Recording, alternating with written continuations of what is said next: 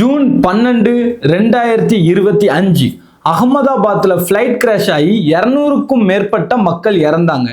அந்த இன்சிடென்ட் நடந்த 2 நாள் கழிச்சு குஜராத் போலீஸ் ஸ்டேஷனுக்கு ஒரு மெயில் வருது. அந்த மெயிலில் என்ன மென்ஷன் பண்ணியிருக்காங்கன்னா, நாங்கள் தான் ஆல்ரெடி உங்களை வார்ன் பண்ணோம்ல, நாங்கள் ஒரு பெரிய நெட்வொர்க், இப்போ இந்த ஆக்சிடெண்ட்டை நிகழ்த்தினதே நாங்கள் தான், இது மட்டும் இல்லாமல் இன்னமும் நிறைய பண்ண போகிறோம். அதாவது என்னெல்லாம் சொல்லியிருக்காங்கன்னா, ஹாஸ்டல்ஸ், ஹாஸ்பிட்டல்ஸ், யூனிவர்சிட்டிஸ், காலேஜஸ், முக்கியமாக கவர்மெண்ட் பில்டிங்ஸ், அது போக நரேந்திர மோடி இந்த கிரிக்கெட் ஸ்டேடியம் இருக்கு பாருங்க, அந்த ஸ்டேடியம் இவ்வளத்துலையுமே நாங்கள் வந்து இன்னும் கொஞ்ச நாளில் அட்டாக்கை நடத்த போகிறோம், பாம் வைக்க போகிறோம் அப்படின்னு சொல்லி ஒரு த்ரெட் மெயில் வந்திருக்கு. இதை பார்த்தோட்டி குஜராத்தை சேர்ந்த போலீஸ்லேருந்து சைபர் செக்யூரிட்டி எல்லாத்துக்குமே ரொம்பவுமே ஆச்சரியமாயிட்டு, ஐயோ இப்படி ஒரு மெயில் வந்திருக்கு, என்னதான் நம்ம பண்ண போகிறோம்னு தெரியலையேன்னு சொல்லி உடனே சைபர் செக்யூரிட்டி எல்லாமே சேர்ந்து அந்த மெயிலை யார் பண்ணியிருக்கா என்ன பண்ணியிருக்கான்னு சொல்லி ரொம்பவுமே ஆராய ஆரம்பிச்சிருக்காங்க. அப்படி ஆராயும் போது தான் தெரிய வந்திருக்கு, அந்த மெயில் எங்கேருந்து தெரியுமா வந்திருக்கு, நம்ம தமிழ்நாட்டில இருந்து வந்திருக்கு. இது போக பெரிய ட்விஸ்ட் ஒன்று இருக்கு. என்னன்னு பார்த்தீங்கன்னா, நம்ம தமிழ்நாட்டில் சென்னையை சேர்ந்த 30 வயசு பொண்ணு தான் இந்த வேலையெல்லாம் பார்த்துருக்கு. அந்த பொண்ணோட பேர் என்ன தெரியுமா, ரானே ஜோசில்தா. எப்படி பார்த்தீங்களா, ஒரு பொண்ணு தான் இவ்வளோ விஷயமுமே பண்ணியிருக்கு அப்படிங்கிற மாதிரி தெரிய வந்திருக்கு. ஸோ இந்த நியூஸில் என்னெல்லாம் நடந்திருக்கு, இது எவ்வளோ பெரிய எக்ஸ்ட்ரீமில் இப்போ போய் நிற்கிது, நம்ம இந்தியா ஃபுல்லாகவே இந்த நியூஸ் தான் இப்போ ட்ரெண்டிங்காக போயிட்டுருக்கு. இதோட A to Z எல்லா டீட்டெயிலுமே நான் சொல்கிறேன், வீடியோ ஸ்கிப் பண்ணாமல் ஃபுல்லாக பார்த்துருங்க.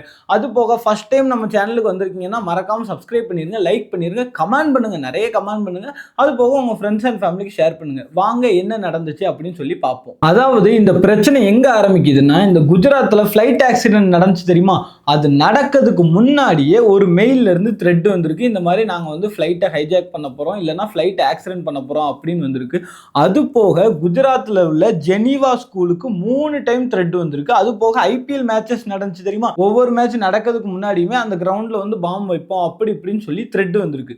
ஸோ இது வந்து காமனாக வர்றது தானே, எப்பவுமே இந்த மாதிரி நிறைய த்ரெட்ஸ் வரும் அப்படின்னு நீங்க நினைக்கலாம். இதுல ஒரு கோஇன்சிடென்ஸா நடந்த விஷயம் என்னன்னா, இது எல்லா த்ரெட்டுமே வந்தது ஒரே நேம்ல உள்ள மெயில்ல தான். அதாவது ஒரே மெயில் கிடையாது, நிறைய மெயில்ல இருந்து வந்திருக்கு, ஆனா ஒரே நேம் வச்சு மட்டும் தான் வந்திருக்கு. அந்த நேம் என்னன்னு பாத்தீங்கன்னா திவிஷ் பிரபாகர். இந்த ஒரு நேம்ல இருந்து தான் எல்லா த்ரெட்டுமே வந்திருக்கு. ஸோ இந்த பேர் உள்ளவர் யாரு அப்படின்னு சொல்லி போலீஸ் எல்லாருமே கண்டுபிடிக்க ஆரம்பிச்சிட்டாங்க. கண்டுபிடிக்கும் போது தான் ஒரு க்ளூ கிடைச்சிருக்கு.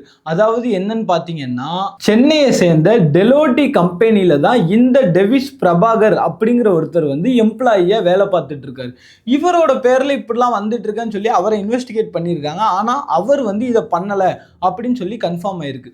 ஸோ இப்போ இதை யாரெல்லாம் பண்றாங்க அப்படின்னு சொல்லி போலீஸ்காரங்களுக்கு வந்து ரொம்பவுமே குழப்பமாச்சு. ஏன் அப்படின்னு பார்த்தீங்கன்னா, இந்த ஃப்ளைட் வந்து ஆக்சிடென்ட்னால தான் இப்படி விபத்து ஏற்பட்டுச்சுன்னு சொல்லி எல்லாத்துக்குமே தெரியும். ஆனால் ஒரு வாலண்டரியா இப்படி வந்து நாங்கள் ஒரு பெரிய நெட்வொர்க், அது போக என்ன சொல்றாங்க அப்படின்னு பார்த்தீங்கன்னா, அந்த நெட்வொர்க்ல இருந்து இந்த மாதிரி ஹைதராபாத்தில் ஒரு பொண்ணுக்கு இந்த மாதிரி ஒரு கொடுமை நடந்திருக்கு, அதுக்காக நாங்கள் தமிழ்நாட்டில் இங்கே பாம்பு வைப்போம், தமிழ்நாட்டில் இங்கே ஒரு பொண்ணுக்கு ஒரு கொடுமை நடந்திருக்கு, இதுக்காக நாங்கள் குஜராத்தில் பாம்பு வைப்போம் அப்படிலாம் சொல்லி பயங்கரமா த்ரெட் பண்ணியிருக்காங்க. என்ன பண்றதுன்னே தெரியல போலீஸ்காரங்களுக்கு. அது போக என்ன ஆச்சு அப்படின்னு பார்த்தீங்கன்னா, இவங்க வந்து ஃபுல்லாகவே டார்க் வெப் அந்த மாதிரி வெப்சைட்ல தான் யூஸ் பண்ணியிருக்காங்க. ஸோ இதனால சைபர் செக்யூரிட்டிக்கு வந்து ட்ராக் பண்ணவே முடியல. ஆனால் பல நாள் திருடன் ஒரு நாள் அகப்படுவான் அப்படிங்கிற கருத்துக்கு ஏற்ற மாதிரி ஒரு நாள் அந்த இமெயிலில் உள்ள ஆள் மாட்டுறாங்க. எப்படின்னு பார்த்தீங்கன்னா, சென்னையில் உள்ள ஒரு மொபைலுங்க, அந்த மொபைலில் இந்த மெயில் வந்து ஆக்டிவாக இருக்கு அப்படின்னு சொல்லி சைபருக்கு வந்து ஒரு மெசேஜ் போயிருக்கு. ஸோ உடனே குஜராத்தில் உள்ள போலீஸ் எல்லாருமே சென்னை கிளம்பி வராங்க. சென்னை கிளம்பி வந்து யார்டா அந்த மெயிலை ஆக்சஸ் பண்ணுறா அப்படின்னு சொல்லி அவங்க வீட்டுக்கு போய் பார்க்குறாங்க. அங்கே பார்த்தா ஒரு பொண்ணு இருந்திருக்கு. அந்த பொண்ணு தான் நான் ஸ்டார்டிங்கில் சொன்னேன் பாருங்க, ரானே ஜோசிதா, அந்த பொண்ணு தாங்க இருந்திருக்கு. உடனே அந்த பொண்ணை வந்து அரெஸ்ட் பண்ணி இன்வெஸ்டிகேட் பண்ண ஆரம்பிக்கிறாங்க. இன்வெஸ்டிகேட் பண்ணதில் தான் ஒரு பயங்கரமான தகவல் வந்து தெரிய வந்திருக்கு. என்ன அப்படின்னு பார்த்தீங்கன்னா, அந்த பொண்ணுக்கிட்ட மட்டுமே 100+ மெயில் ஐடி, அதாவது ஃபேக் மெயில் ஐடிஸ், இவனோட பேர்ல அந்த டிவிஷ் பிரபாகர் அந்த பேர்ல 100க்கும் மேற்பட்ட ஃபேக் இமெயில் ஐடிஸ் அந்த பொண்ணு வச்சிருக்கு. அது போக 80க்கும் மேற்பட்ட ஃபேக் ஃபோன் நம்பர்ஸ் வச்சிருக்கு. எவ்வளவு நாலேஜ் பாருங்களேன் அந்த பொண்ணுக்கு. இது போக என்ன ஆச்சு அப்படின்னு பாத்தீங்கன்னா, அந்த ரானே ஜோசிதா வந்து ரோபோட்டிக்ஸ் இன்ஜினியரிங் வந்து படிச்சிருக்காங்க. அது போக அந்த டெலோட்டி கம்பெனில தான் இவங்களுமே வேலை பார்த்துருக்காங்க. இப்போ இவங்க எதுக்குடா சம்பந்தமே இல்லாம இவங்களை இப்படி பண்ணணும் அப்படின்னு நீங்க யோசிக்கலாம். என்ன ஆச்சு அப்படின்னு பார்த்தீங்கன்னா வேற ஒண்ணுமே இல்லைங்க, காதல். அந்த காதல்னால தான் இவ்வளோ பெரிய விஷயமே நடந்திருக்கு. என்னடா காதல்னு சொல்றியா அப்படின்னு பார்த்தீங்கன்னா டீட்டெயிலா சொல்றேன், கேட்டுக்கோங்க. அந்த டெலோட்டி கம்பெனில தான் இந்த ரெனே ஜோசிதாவும் வேலை பார்த்திருக்காங்க. அது போக நம்ம தேவிஸ் பிரபாகரனுமே வேலை பார்த்திருக்காங்க. இந்த தேவிஸ் பிரபாகரனை அந்த ரெனே பொண்ணு இருக்கா தெரியுமா, அந்த பொண்ணு வந்து ஒன் சைடா சின்சியரா லவ் பண்ணிருக்கு. ஆனா இவ ஒன் சைடா லவ் பண்ணது வந்து அந்த டெனிஸ் பிரபாகருக்கே தெரியாது. சோ என்ன ஆச்சு, பிப்ரவரி மாசம் அந்த பிரபாகருக்கு வந்து கல்யாணம் ஆயிட்டு. சோ அவருக்கு கல்யாணம் ஆனனால இந்த கோவத்திலேயே இந்த பொண்ணு இவனை பழி வாங்கணும், இவன் லைஃப்ல நல்லாவே இருக்கக்கூடாது, ரொம்ப பெரிய நரக வேதனை இவனுக்கு கொடுக்கணும் அப்படின்னு முடிவு பண்ணி இந்த மாதிரி பயங்கரமான விஷயம்லாம் பண்ணியிருக்கு. அதாவது மெயில் ஐடி கிரியேட் பண்ணி ஃபேக் நம்பர்ஸை வச்சு இவனுடைய பேர்ல ஃபுல்லாக இந்த மாதிரி பாம் த்ரெட்ஸ் நாங்கள் தான் பண்ணோம், அந்த ஃப்ளைட் அவ்வளோ பெரிய ஃப்ளைட் இன்சிடென்ட்ஸே நான் தான் பண்ணேன் அப்படிங்கிற மாதிரி இந்த பையன் பேரை வச்சு அந்த பொண்ணு விளையாண்டுருக்குங்க. எப்படி பார்த்தீங்களா, ஒரு லவ்வுக்காக அந்த பொண்ணு எந்த லெவலில் எக்ஸ்ட்ரீமுக்கு போயிருக்கான்னு பாருங்க. அது போக இவளை நல்லா இன்வெஸ்டிகேட் பண்ணும்போது இன்னும் நிறைய விஷயம் தெரிஞ்சிருக்கு. இந்த பிரபாகர் இருக்காரு தெரியுமா, அவருக்கு யாராவது ஒரு பொண்ணு மெசேஜ் பண்ணா இவங்க, அதாவது அந்த ரெனே பொண்ணு இருக்கா தெரியுமா, அவ வந்து இவங்க 2 பேர் பேர்லையுமே ஃபேக்கா ரெஜிஸ்டர் மேரேஜ் சர்டிஃபிகேட் ரெடி பண்ணி வச்சிருக்கான். அந்த ரிஜிஸ்டர் மேரேஜ் சர்டிஃபிகேட்டையுமே அவங்களுக்கு அனுப்பிவிட்டு அது என்னுடைய ஹஸ்பண்ட், நீங்க பேசாதீங்க அப்படின்னு சொல்றது. யாராவது ஒரு பொண்ணு பேசினாலே அந்த பொண்ணை ஒரு ஃபேக் ஐடி மூலமா போய் தப்பு தப்பா திட்டுறது, இந்த மாதிரி நிறைய வேலை பார்த்துருக்காங்க.